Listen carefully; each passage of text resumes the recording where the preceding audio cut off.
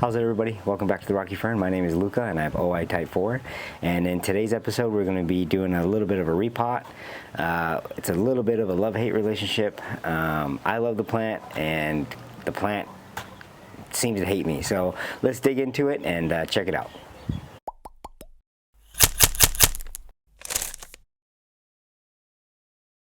Okay, so the plant in question that is starting this whole repot episode is the Aglaonema Pictum Tricolor.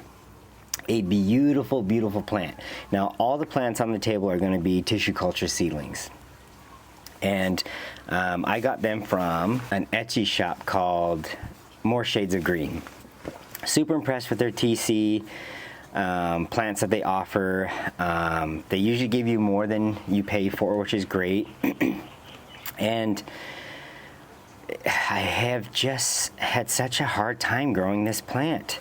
Normally Aglaonema I don't have any issues with. Aglaonema as a whole, the Chinese evergreen, beautiful plant, awesome. Being an aroid, they're closely related to Dieffenbachia. They have calcium oxalate crystals, but this particular one, the Pictum Tricolor, does not want to grow for me, or I've had bad luck. So what I mean by that is I've had about 7 non-tissue culture seedlings. They were doing great, had about this size, 3 or 4 of its own leaves that it produced under my care, and then they would just die. And I tried different things, all moss, pond, soil.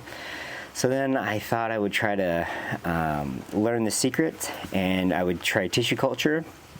Usually in tissue culture, they pick a very robust specimen, and then they tissue culture that. And so I did that. I bought my first set from MoreShadesOfGreen, and I thought maybe I'd try higher humidity, a very airy mix, and they dampened off and died. So then I bought 20 more tissue cultures, and they were doing great. I had half of them inside a pond mix and half of them inside soil, and a mouse came through and nipped all the tips off. Also nipped my Spirit of Sanctity tissue culture, which that's now inside. I did take care of the mouse issue, but fortunately for me, the pond specimens, they regrew, and only one of the soil specimens grew back. So I think I'll keep these guys in their current setups for now until they get a little bit bigger. But then I have my 5th and 6th purchase of tissue culture, and about half died. For whatever reason, once you transfer them out of that gel, and I've done it with lots of other species, they've all done great, but this Pictum Tricolor, I'm telling you, it's like the love-hate thing going on. I want you guys so bad, but they don't. So anyway, we'll get into it. These guys have been doing pretty well. They have a really big root structure inside these, 12 cell seedling trays. They also had a humidity dome at first, and then I took the dome off, and they've been growing on my seedling rack for quite a while. I did transplant a couple of them to my aquaponics table just to see how well they're going to do there. I've had other Aglaonemas inside that system, and they've been doing really well. So the plan is to take 6 of these and to plant them in another pond setup, since that's what they're used to, and then we'll take some other ones and we'll plant them in soil, fully expecting half of them to go, at least the soil ones. But I find pond can be limiting in long-term growth, so we'll see. But let's get into that now. So I think what we'll do is we'll start to take these out of these cups, and maybe we'll start with this one over here. And maybe we can even discuss a little bit about Aglaonemas as a genus. Yeah, so I wish I could show you the root structure. I'll show it to you guys when I pull these guys out. But like this guy, he dampened off. No saving him. Unfortunately, this guy dampened off, no saving him. This guy dampened off, no saving him. And these other guys kicked butt, so I'm not sure, you know, I'm not sure what the secret is yet. But, okay, so let's pull this guy out. I'm trying to be very careful, but you can see the roots on that thing. They all have really nice roots, and you know, I tend to let them dry out. But that's squishy, so that must have been the bottom part of this that rotted off before it grew roots higher up. So we have one. Let's just take care of these bad roots now. There's another one. Any bad roots I'm going to take care of now. Any squish I'm getting rid of. Here's, yeah, look, this whole thing right here. No, that's all good, never mind. Oh, careful. There we go. I mean, these guys have really good roots, and so I'm just, if anyone knows the trick to these guys, that would be great. To the Pictum Tricolor specifically, I have the emerald, the red emerald. I have the Thai named one that's really red. I got it as a poinsettia alternative, because poinsettias, while they're really pretty, they tend to not maintain that really lush red. I'll post a picture and the name of the Aglaonema that I'm talking about. For some reason I just am drawing a blank. But yeah, so let's pull this guy out too. I'm kind of glad to get a look at these roots. And they get watered up, I don't know, a couple times a week maybe. Not too much, because while they do like a lot of humidity, I believe they don't tolerate wet roots as well as some other Aglaonemas that I've had.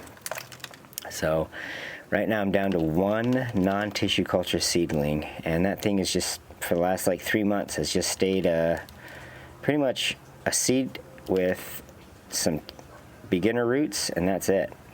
No leaflets, but it's not mushy, it's just not leafing out.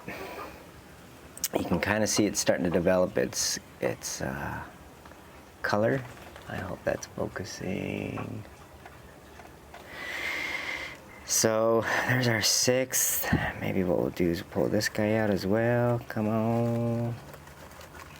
And what's cruddy is I've ordered quite a few of the non-tissue culture seedlings, and it's 50-50 for me. Sometimes I get them and they're already mushy in the 3 days of travel, and sometimes they stay growing really, really well until they just decide to dampen off. So I don't know. I am not sure. And I have tried playing around with tons of different scenarios. I just can't seem to get it. So there's that. And I'm wondering if we should take these out. You know what? I'm going to leave these other plants in here. Just because they don't look like they have a big root system and they're still recovering. But what I want to do is reuse the pond mix, so we'll dump it out.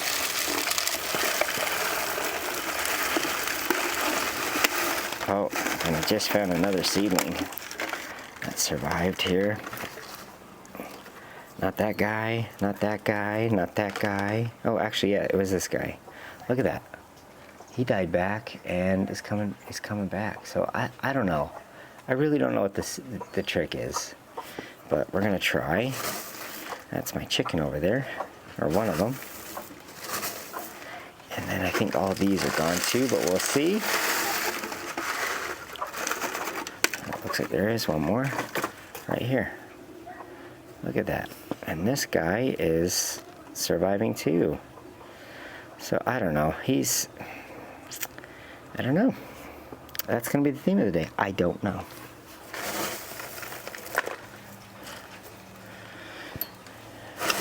All right. Okay, so I have these, I'm going to assume are maybe 6-ounce Dixie cups, you know, so red Solo cups, whatever. And yeah, we'll try it out. I'm going to put them in here like this. You'll have to forgive me too, I'm a little sick. I'm fighting a fever and a cough, but I got a transplant and I might as well create some content. So let's do this. Tap them in. And these guys are going to get moved from the seedling rack to the greenhouse, the garage greenhouse. I wonder if I should do more than 6, but that's okay. So do that. This guy's got really deep roots. Now I'm being very careful not to cover the crown of the plant, but of course the crown looks like it's all the way up here and not all the way down here, so we'll see.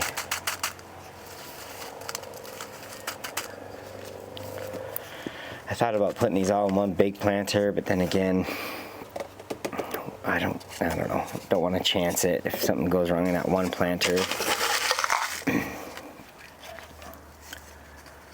Put this here. Now I've heard that the TC version of the Pictum Tricolor isn't as beautiful as, you know, non-TC is, so I'm hoping that's not true, and if it is true, well, we'll have a bunch of TC versions. Oh, this guy's alive too, or was he the one earlier? He was the one earlier. I'm losing it. All right.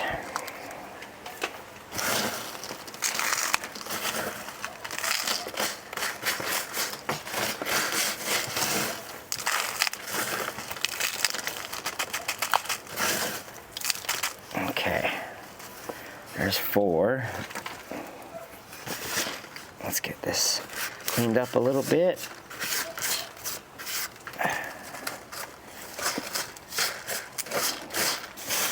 Get number 5 going.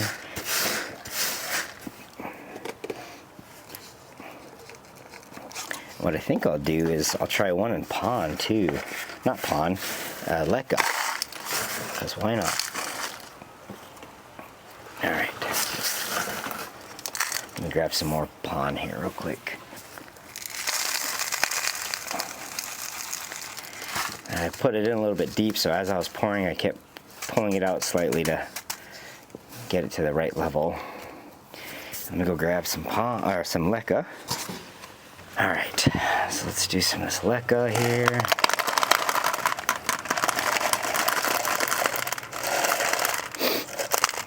Oh, might need to do a little bit more Leca here. Alright.